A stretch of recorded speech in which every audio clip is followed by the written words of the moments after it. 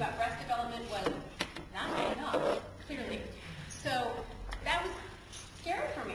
And I didn't have the kind of relationship with my mom where I could say, hey, excuse me, I think I'm dying. So I was not able to get that answer. Later, I was able to ask girlfriends or somebody, and I got that all straightened out. You know, we don't have the internet. I didn't have the internet, right? I would have gotten right on the internet and said, lumpy breasts, what's going on? And learned that, learned that some way. So that's a little example. Amy's puberty. Super fun. Go ahead. I just remember it being sort of, one part of me being really excited and the other part being feeling like maybe it was a negative thing. That push and pull between, like I was excited to tell my friends, but I was dreading telling my mother about it. And I feel like a lot of things with a girl, a lot of sexuality is that pull between, is it good or is it bad? What is it? Yeah. Definitely push-pull. I remember being angry at so many information. And I felt like my friends' parents, their mother talked to them, mine didn't, never really trusted it.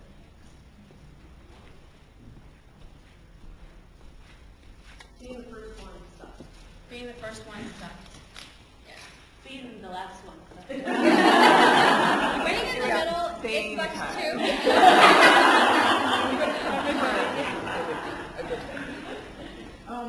I remember that I had a lot of information, but I lost it.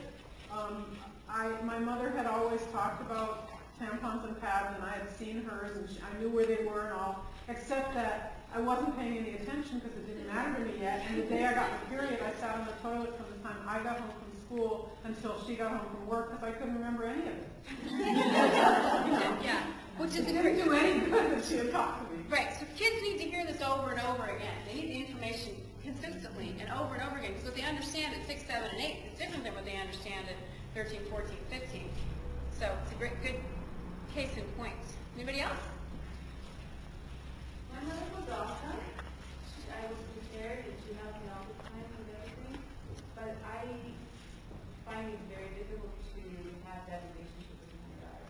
I think I was more receptive. Then your daughter. Then your daughter.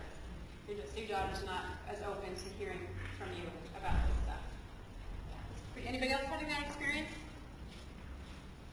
Oh, come on. I see one little hand. You have a different comment? Go ahead. I just remember being terrified when I thought I would find out and how that would change everything. Right. So, But I asked her during the break, and I'd appreciate hearing this. Well, I have a 12-and-a-half-year-old daughter. What is my role as her father in this? Does she want me to be a part of this milestone in her life? Does she want me to talk to her about this, engage with her, or is this a private thing? Is this a woman's thing? I mean, at what point do I participate in this?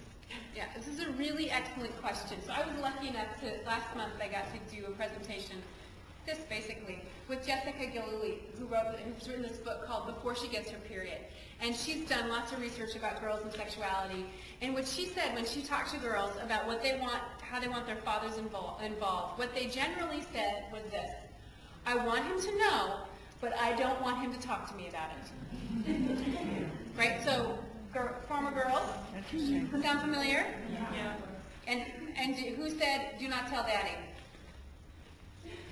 Yeah, I said, do not tell daddy. But of course, daddy's going to know. So she needs to know. She probably wants you to know, but don't go there with her. And 2 seconds. Yeah, I was just going to say my daughter went through that with her dad, and I think her biggest concern that was that it was going to change their relationship in some way, that he wasn't going to see her the same way that he had before. You know, suddenly she was sort of painted or something, and it ended up being a non-issue, but it was really a big fear for her. So. Yeah, so be very careful, daddies, not to change your behavior around your daughters.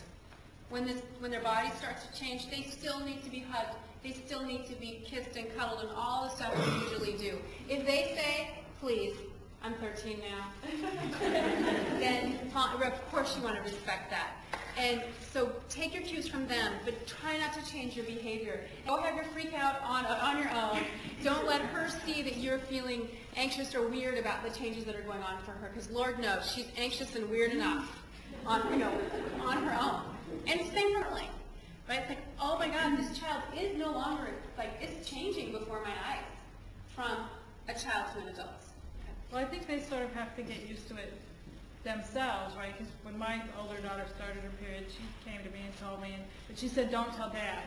But then I said, okay, that's fine. I respect your, wishes. Later, she came to me a few months later and said, you can tell him now. Yeah. Like, she didn't want to tell him, but Yeah. she thought it was okay for him to know after a while when she'd had, a little chance to. Do you think that maybe that is because she starts her period and then she realizes she doesn't change that much? She like all of a sudden is a woman, and then so she still is his little girl. I mean, and that maybe it's okay to Makes Dad sense. knows. Makes sense. Like, oh, it's kind of inconvenient, but I'm not that much different. It was the same way with the boyfriend. Don't tell Dad.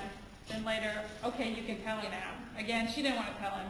It was okay for him to know after a while, Yeah. not right away, Yeah. at the very beginning. Yeah, definitely good stuff. Well, I have a 13-year-old, and I think that today, I just think like there's this strange person. She just looks different and she acts